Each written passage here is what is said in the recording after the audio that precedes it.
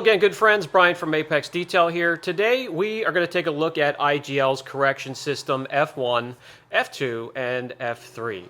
We'll test their cycle time or open time. We'll test dusting. We'll test cutting ability. We'll test finishing ability and its overall effectiveness as a system. I have everything set up, so hey, let's get going. The IGL correction system consists of F1, F2, and F3. $27.95 per container. This is the cutting compound, goes after your deeper imperfections, can be used successfully as a one-step on hard, stubborn clear. This is the diminishing polish. This is excellent, works great as a one-step on your soft, delicate clears. And when you need to go to the bullpen and bring out something to finish, bring out the deepest gloss and clarity, reach for F3. That is the nano abrasive finishing polish. Those that follow the channel on a regular basis know exactly what this is. This is the test we use in the cutting compound series, and that's what we're going to use to test this cutting compound. We have the exact same polisher and pad and sand marks and setup as the testing we've done in that series, starting with 2500 grit, 2000, 1500, 1000, and 800 grit sand marks.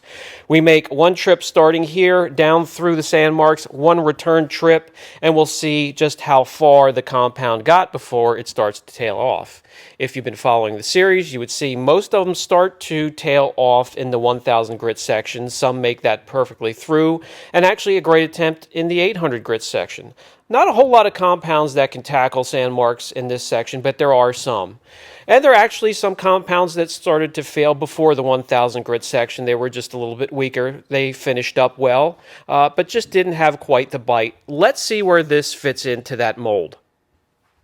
We will also be looking for cycle time. We'll look for dusting, if there is any dusting at all, and we'll check and see how easy it is to wipe off the residue once we're finished cutting. Is it user-friendly?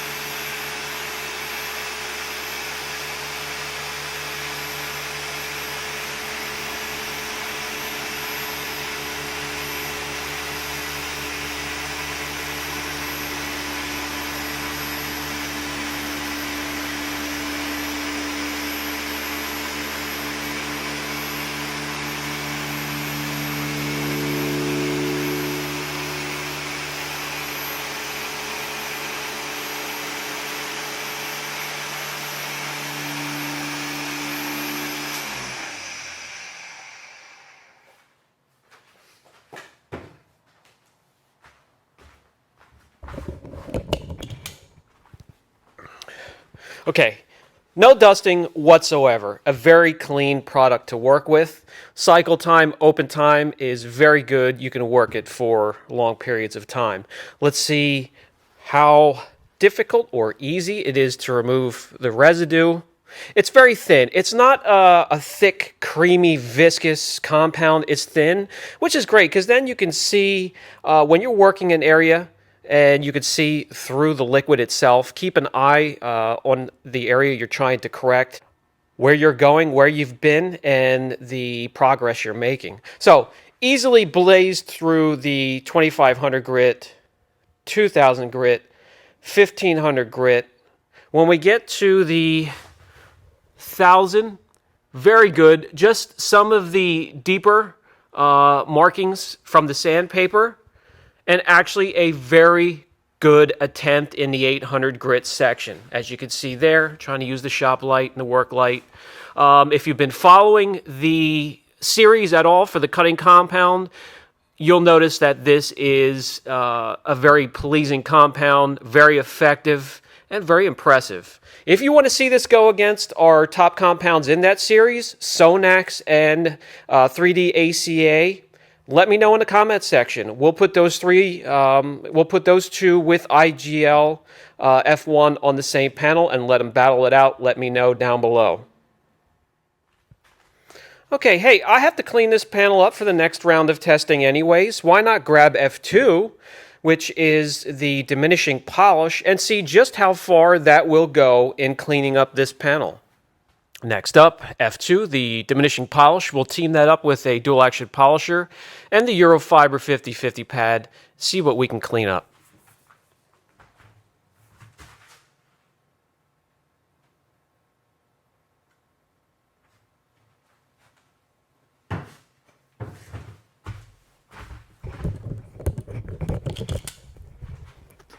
By the way, up here, we'll work up here as well and see if we can clean up some of the haze from 3000 grit sanding and some of the other damage below that. There's many, many layers of damage on this panel, and we'll work on this swath right here, see what we can do.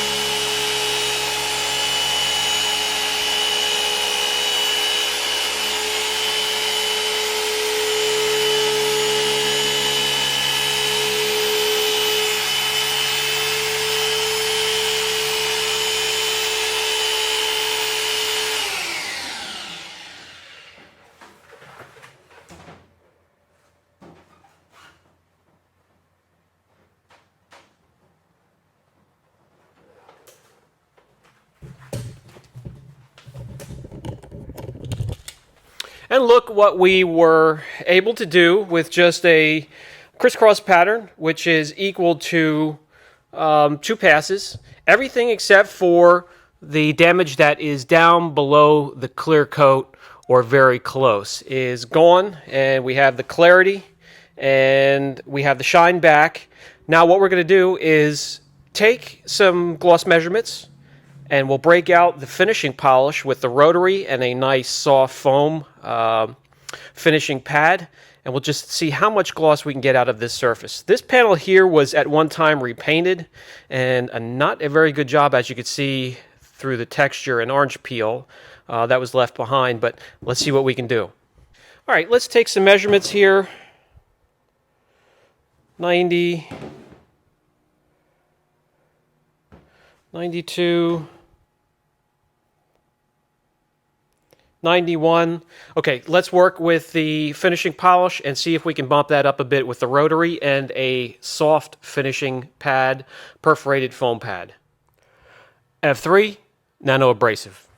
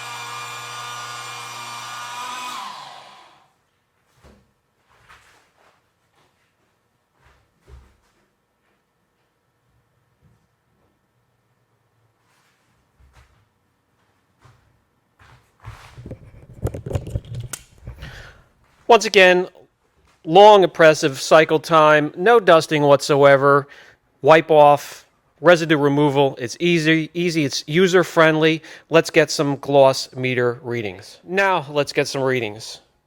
93.7.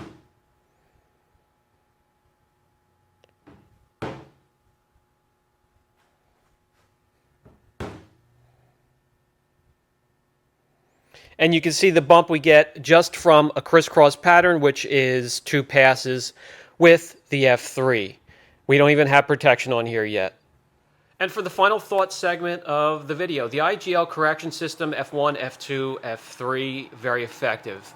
Impressive cycle time or open time, no dusting whatsoever. It's not a thick, viscous, creamy compound, so it's easy to use, user-friendly, very effective cut, very effective finish.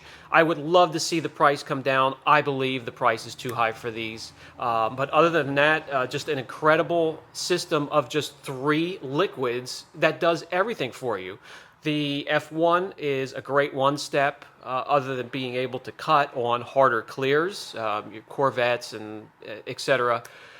On moderate to soft clears, the F2 is also an excellent one-step, and when it comes to the finisher, there are many ways to use that to finish down and even to use for jeweling purposes. If you have any questions, don't hesitate. Brian from Apex Detail. Catch you in the next video.